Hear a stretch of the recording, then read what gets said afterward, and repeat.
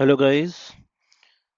ये रहा video on ratio analysis. बेसब्री से सब इंतज़ार कर रहे थे रेशियो एनालिसिस का आंसर की के लिए, सोल्यूशन के लिए। तो इस वीडियो में हम डिस्कस करेंगे सम इम्पोर्टेंट पॉइंट्स, कैसे सम को सॉल्व करना चाहिए था। उससे पहले चैनल को सपोर्ट की ज़रूरत है। सब्सक्राइब करो चैनल को और बेल नोटिफिकेशन को ऑन करो ताकि जब भी वीडियो शेयर हो सबको पता लग जाए और तुरंत वीडियो तुम लोग देख पाओ। ठीक है, बहुत ज़रूरी है चैनल को ग्रो करना भी, ताकि ये सारे वीडियोस आते रहें इसी तरह से और चैनल भी ग्रो करता रहे। Without further ado, let's get started. ये रहा question 14। One by one discuss कर लेते हैं। उम्मीद करता हूँ सभी ने सही किया होगा। कमेंट सेक्शन में ज़रूर बताना किन किन ने सही किया है और किन किन का कहाँ पे क्या गलती हुई है। गलती हुई है तो फिक्र करने की बात नहीं है, दूसरे क्वेश्चन से कवर अप हो जाता है। शुरू करते हैं सबसे पहला वाला, जहाँ पे बोला गया है प्रेफरेंस डिविडेंड ढूंढने के लिए। ये जिसको भी थोड़ा सा मैथ्स का नॉलेज है वो आराम से ये सम कर पाएगा। Just you have to understand basic things. यहाँ पे नेट प्रॉफिट बिफोर टैक्स दिया हुआ है, इक्विटी पर शेयर का वैल्यू दिया हुआ है, टोटल 40 लाख है, टैक्स रेट 30% है और अर्निंग पर शेयर भी दिया हुआ है। अर्निंग पर शेयर का फॉर्मूला देख लेते हैं। Net profit after tax and preference dividend by number of equity shares. ठीक है, net profit after tax, tax और प्रेफरेंस डिविडेंड डिडक्ट करने के बाद जो नेट प्रॉफिट बचा रहता है वो। अगर इसी सम को, इसी फॉर्मूला को घुमा लें हम लोग, हमारे पास ईपीएस दिया हुआ है और नंबर ऑफ इक्विटी शेयर्स भी हमारे पास है।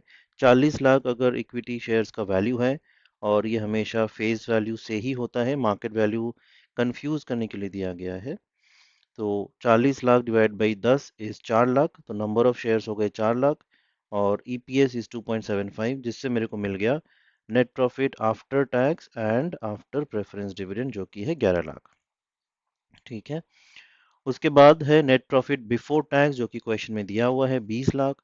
इसमें से अगर हम टैक्स को माइनस कर देंगे 30% टैक्स, तो मेरे को मिल जाएगा net profit after tax but before preference dividend जो कि आ रहा है 14 लैक्स।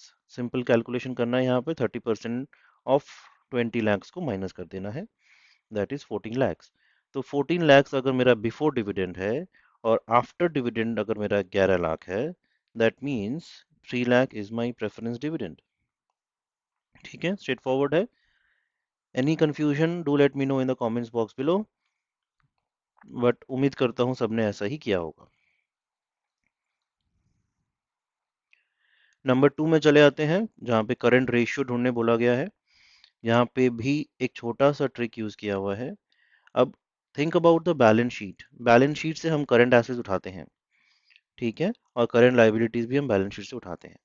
अगर तुम लोगों ने फाइनल अकाउंट्स किया होगा तो क्लोजिंग स्टॉक ही जाता है बैलेंस शीट में। ठीक है, ओपनिंग स्टॉक तो बैलेंस शीट में नहीं जाता है। तो अगर यहाँ पर तुम्हें दिया गया करंट एसेट्स है other than inventory of consumables and of finish goods and work in progress, so इन दोनों क्लोजिंग स्टॉक को ही सिर्फ इंक्लूड करना है ताकि हमें पूरा करंट एसेट्स मिल पाए। ठीक है, यहाँ पे एवरेज करने की ज़रूरत नहीं है ओपनिंग और क्लोजिंग का, और ना ही यहाँ पर ओपनिंग को भी ऐड करने की ज़रूरत है। सिर्फ क्लोजिंग को ही ऐड करने से टोटल करंट एसेट्स मिल जाएगा जो कि बैलेंस शीट का वैल्यू होना चाहिए। तो यहाँ पर अगर करंट एसेट्स में क्लोजिंग दोनों ऐड कर दोगे, टोटल करंट एसेट्स तुम्हारा आ रहा है 3816.32, this is in millions. Current liabilities already दिया हुआ है 936.52। करंट रेशियो के फॉर्मूले में पुट कर दोगे current assets by current liabilities which is coming to 4.075। यहाँ पे भी राउंड करना है up to 2 decimal places, so use the mathematical rules and this will become 4.08. that becomes your current ratio. कुछ भी अगर तुम लोगों ने डिफरेंट किया है तो मेरे को बताओ कमेंट्स बॉक्स में, I will help you out. ठीक है, उम्मीद करता हूँ this is straight forward for you and you can do it. चले आते हैं नंबर 3 में, जहाँ पे रिटर्न ऑन इन्वेस्टमेंट दिया हुआ है। इस टाइप का सम ऑलरेडी मैंने चैनल पे डाला हुआ है when we were doing the important questions and the revisions. So ये एक कॉमन क्वेश्चन तुम्हें मिल जाना चाहिए अगर तुमने सारी वीडियोस देखी हैं तो। रिटर्न ऑन इन्वेस्टमेंट 20% दिया हुआ है और कैपिटल एम्प्लॉयड 50 लैक्स दिया हुआ है। पहला क्वेश्चन में बोला है फॉर्मूला लिखने के लिए ऑन रिटर्न ऑन इन्वेस्टमेंट, जो कि है net profit return on investment equals to net profit before interest and tax by capital employed into 100। यहाँ पे हो गए 1 मार्क सिक्योर। ये सारे क्वेश्चंस यहाँ पे 2 मार्क्स ईच है। एनी 3 करना है but I am discussing all 4 so that you can understand which one you have done it correctly. और नंबर बी में पूछा गया है you have been provided with two components for calculating return on investment, calculate the missing third component. यहाँ पे ROI और capital employed दिया हुआ है।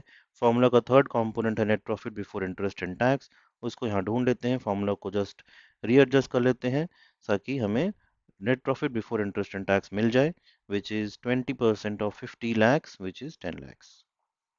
ठीक है, तो पॉइंट नंबर 3 भी हो गया। स्ट्रेट फॉरवर्ड है, आई एक्सपेक्ट ये सभी ने अटेम्प्ट किया होगा क्योंकि ये बहुत ही इजी है और स्कोरिंग भी है।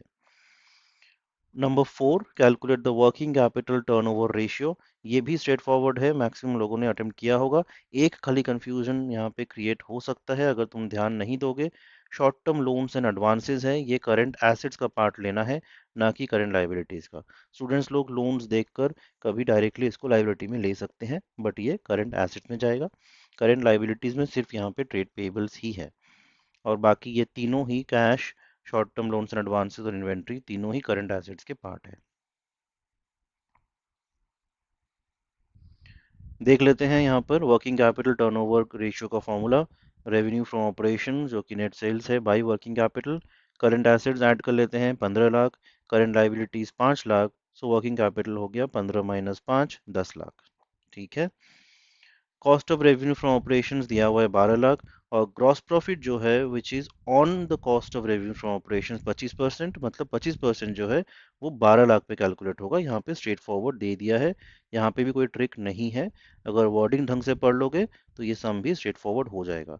25% ऑफ 12 लाख हो गया 3 लाख, रेवेन्यू फ्रॉम ऑपरेशंस हो गया मेरा 15 लाख। तो वर्किंग कैपिटल टर्नओवर रेशियोज हो गया revenue from operations 15 lakh by working capital 10 lakh, so 1.5 times. This is the answer. Hope सभी ने ये करेक्ट किया होगा। मेरे को बताओ कमेंट्स बॉक्स में तुम लोगों ने क्या किया है। अगर सारे के सारे सही हैं तो वो भी बताओ, अगर कुछ गलत किया है तो वो भी बताओ, अगर कुछ उसमें कंसिडरेशन मिल पाए तो I will let you know. Thanks for watching. और ये सारे दोस्तों के संग शेयर कर दो ताकि सभी कोई टैली कर पाए कि क्या क्या उन्होंने सही किया है और क्या गलत किया है। गलत होने से मायूस होने की ज़रूरत नहीं है, अदर क्वेश्चंस में वो मार्क्स कवर अप ज़रूर हो जाएंगे। Thanks for watching and stay tuned ताकि फ्यूचर वीडियोस मिस ना हो।